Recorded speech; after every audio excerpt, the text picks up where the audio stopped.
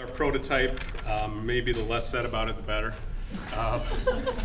We had the faculty was a prickly ball on top of the green grass of the community. We had candies as resources, trying to make sure that the faculty was in an interconnected web. We decided today that we would look at networks on campus, and we started off with this map of the orange tabs are outreach and research programs. The blue tabs are academic programs, and the yellow tabs are the blue degree are ones. Academic units, and then the yellow are degrees within them.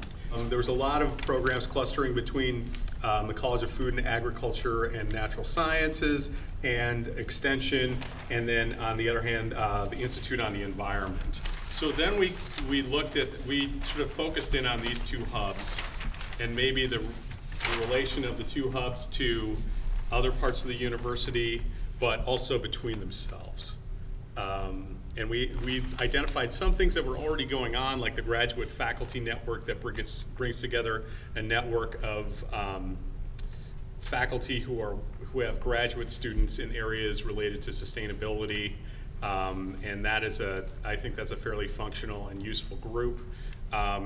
There's a group called Grand Challenges that's fairly high level at the Institute on the Environment that's also meeting with folks to talk about grand environmental challenges. But we wondered about this interface here, the interface with the public in outreach, was there something we could do there? And like I said, we also looked at the interface with the Office of Public Engagement. But a lot of the engagement there is community and state focused. And at the Institute on the Environment, there's some programs that are community and state focused, but there's also a lot of national and international focus. So our agenda, we need help. So we, I mean, personally doing this made me kind of be like, okay, well, being community engaged is a lot of work, and stewarding networks is a lot of work, and these are not necessarily things that are valued or supported super extensively at the university. So we were hoping to have maybe a contact at OPE, the Office of Public Engagement, that could help some of our existing networks get resources or information or support somehow to help do this work better. And then this sort of local global engagement in there.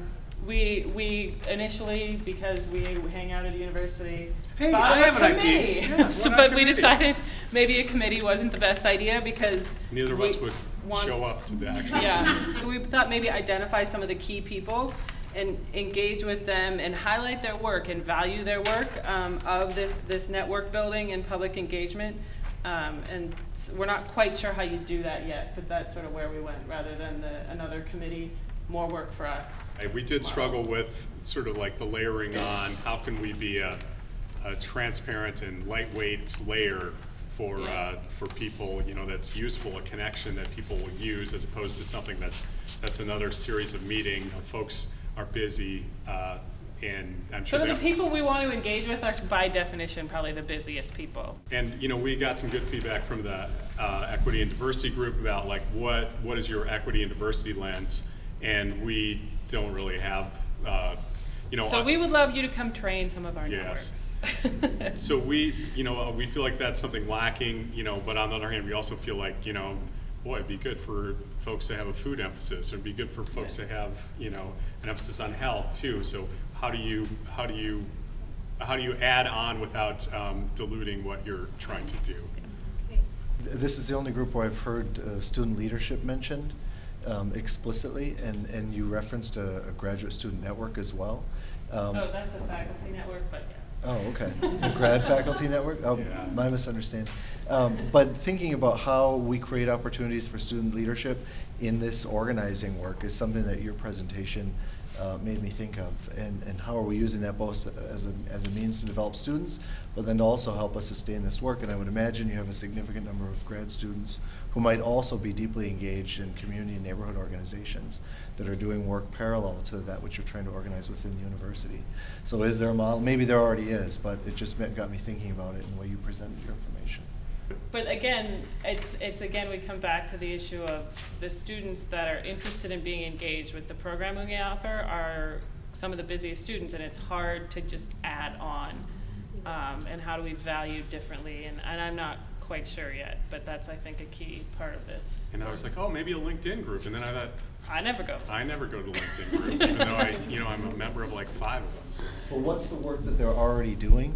And is there a way for you to envelop that into your sort of public engagement strategy instead of creating new work or different work? Yeah, I mean, I just say good job focusing on what is possible and what could be some productive stuff. Not imagining the whole, but in integrating an equity and diversity sort of lens and thinking specifically about year 2 as a start.